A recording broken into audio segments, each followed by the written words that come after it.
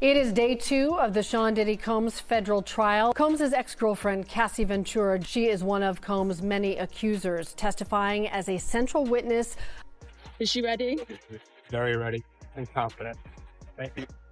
The singer was expected to speak about the 2016 video showing Combs attacking her in a hotel while they were still in a relationship. Once hailed as a music mogul, a kingmaker, and the ultimate hip-hop success story, Diddy's carefully curated image came crashing down yesterday as Cassie Ventura took the stand. In gripping courtroom testimony, she recounted deeply disturbing incidents that left even the most experienced reporters in stunned silence. As she exposed the alleged truth of what went on behind closed doors, Diddy's face reportedly turned pale, no longer the powerful figure in control of an empire, but a man visibly shaken by the weight of her words. She walked in there, Rachel. She had on a brown dress, form-fitting, visibly pregnant, head held high, and did not make any eye contact with the defendant, with Sean Combs. She said that Sean Combs directed everything from what she had on to the lighting in the room to how she was supposed to interact with the person that she was having sex with.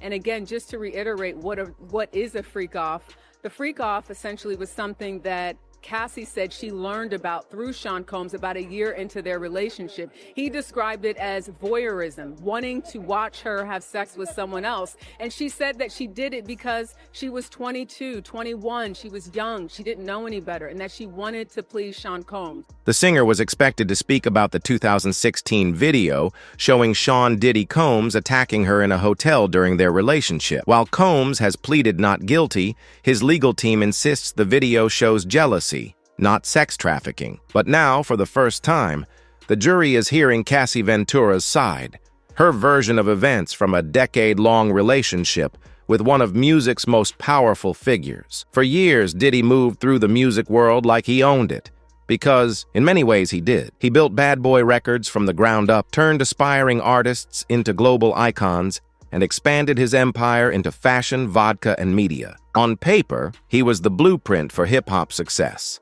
A savvy businessman, a visionary, a mentor. But yesterday in court, that polished image began to unravel as Cassie took the stand, revealing a much darker reality. While magazines celebrated, Diddy's hustle and fans applauded his performances and red carpet charm, Cassie was allegedly living a private nightmare. The contrast between the public figure and the private man stunned everyone in the courtroom. Diddy, always the image of control, custom-tailored suits, confident smiles, media-trained perfection, was now being portrayed in a way that was completely unrecognizable to his fans. On day 2 of the trial, Diddy arrived looking every bit the billionaire mogul. Surrounded by his elite legal team, he nodded at familiar faces and even smiled, as if walking into a high-level boardroom meeting. But that bravado didn't last. Within the first 30 minutes of Cassie's testimony, everything changed. Witnesses described how his demeanor shifted. His trademark confidence melted away. The man who once ran the music industry was now visibly shaken. Cassie began recounting specific and disturbing moments from their relationship. Diddy's lawyers leapt into action, objecting over and over, trying to halt the damage. But it was clear. They were losing control. The same man who once orchestrated million-dollar record deals couldn't control his own reactions. Courtroom observers noted his restlessness, fidgeting with his tie, then his cufflinks, then just his hand. He scribbled frantic notes and passed them to his lawyers so quickly that one had to signal him to slow down. A court reporter said it looked like someone realizing, perhaps for the first time, that they no longer owned the narrative. Another witness described him as physically ill, while a third said he kept closing his eyes as if trying to block out Cassie's words. And this, they noted, was just the beginning. As Cassie's testimony continued, it became clear why Diddy couldn't stay composed. The allegations she was about to make would send shockwaves through the music industry, claims so serious they could permanently tarnish the legacy Diddy spent his entire life building. For the first time, the man who always controlled the story was being forced to live through one he couldn't spin, silence, or edit.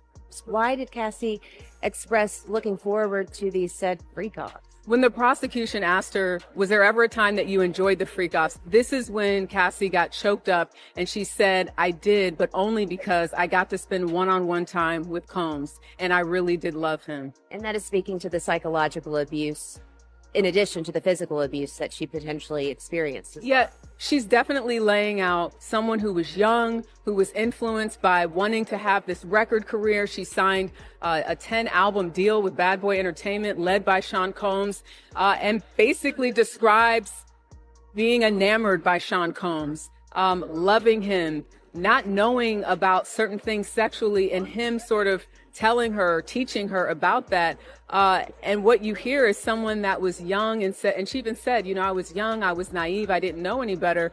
But she's really telling the story of someone who thought she was going to be with someone in this music industry that was going to help her career, that cared about her, but quickly learned after the freak-offs that wasn't the case. And what I thought was also interesting is she said that after that first freak-off, she said she felt dirty. She didn't want to do it. And when she brought up the idea of having a conversation about the freak-offs in an email, which the jurors saw, she said she backpedaled in the email because Combs responded by saying, I know, you don't want to do it.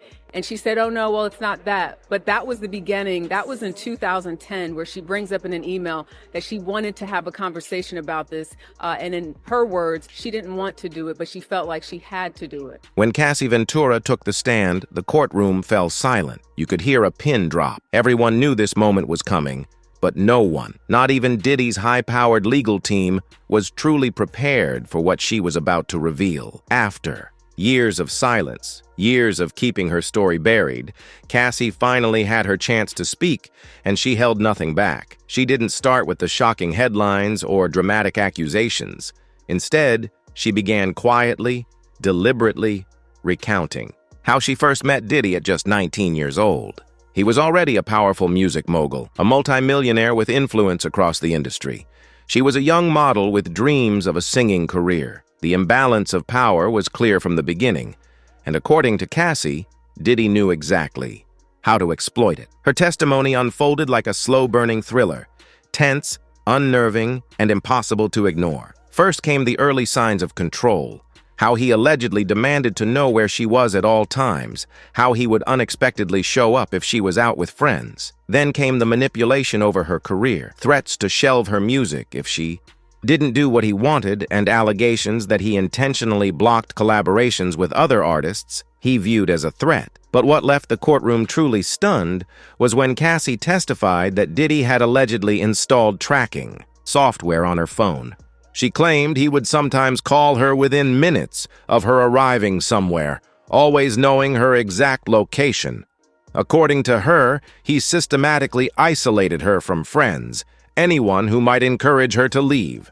One by one, her support system vanished until, as she put it, Diddy was all she had. The details were so intense that the judge had to call for order 3 separate times. The courtroom, filled with attorneys, press, and onlookers, struggled to process what they were hearing. Cassie's voice remained calm, but the impact of her words was seismic.